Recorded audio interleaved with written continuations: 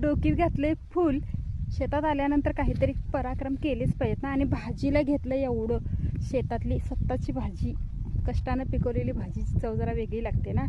तर इकडे ना शेताकडे ताई, मी, भाऊजी वगैरे सगळी चालू होतो. त्या तिघांना पाठवलं पुन्हा रस्त्याला, कारण की खूप चिखल आहे, पाऊस झाला आहे सकाळपासून.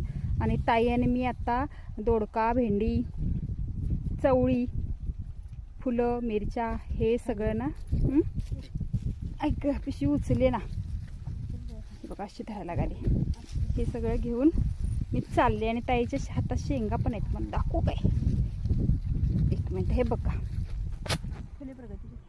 फुले प्रगती शेंगा खायापुरते आत्ता घेतल्यात. आणि बाकीची एक पिशवी पाठवली तिकडे, सगळी घेऊन गेलीत गाडीकडे. आणि आम्ही दोघी आता वरती